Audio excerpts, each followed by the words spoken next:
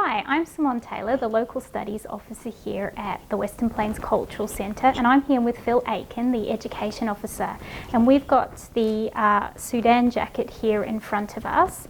Now, the Sudan jacket has been on display in the museum collection for a number of years, and we've decided to take it off display to do a little bit of research into it.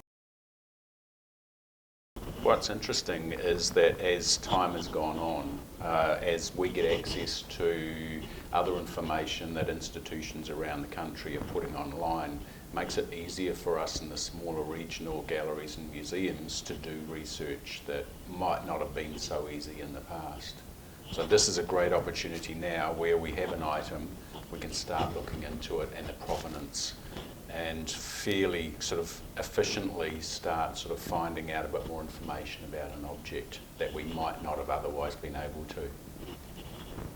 It's actually not uncommon for museums and galleries to have collection items where they don't know the history fully of those items. It's things come into museums and galleries through all sorts of different ways and from all sorts of different people.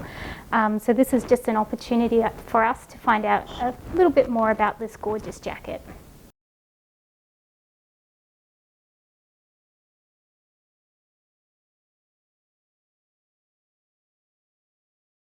Some of the things we look into when we're looking at, say, for example, this jacket, some of the things that become important are identifying things like the buttons.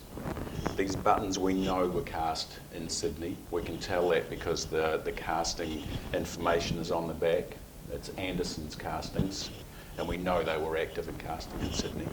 And then the shape and the patterns on the front tell us that this is pre-Federation buttons, and they're from an era of 1800 through to about 1901. And it's the New South Wales Military Forces castings. Another area that we're interested in is the collar here, and some of the little buttons on the collar as well. So how a jacket is stitched can tell us a lot about the age and the era that it's made. The more rough kind of handmade stitching probably indicates that it's from an earlier era, whereas neater, straighter stitching probably means that it was a machine-made item and it might date to a later period. Being that we suspect it's a military jacket, another thing we look at is the actual designs on the jacket, so the shoulder pieces, the collars, if there's any epaulets. Military jackets obviously had insignia to denote rank and the type of service they were in.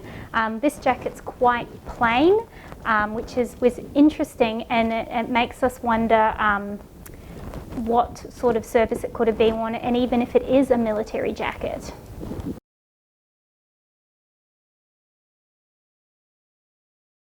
So another possible theory for the jacket, if it isn't a military jacket, and might account for why it's a plainer style, is that it's possibly has been used as a costume or something like that in its life.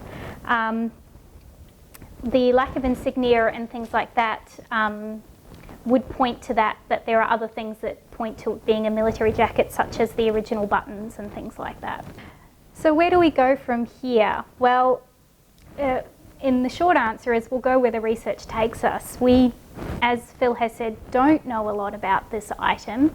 We're really starting from scratch with a lot of the research, so it'll be trying to determine if the jacket has any provenance in Dubbo or any relationship to anyone from Dubbo, and if we can find out what the history of the jacket is itself.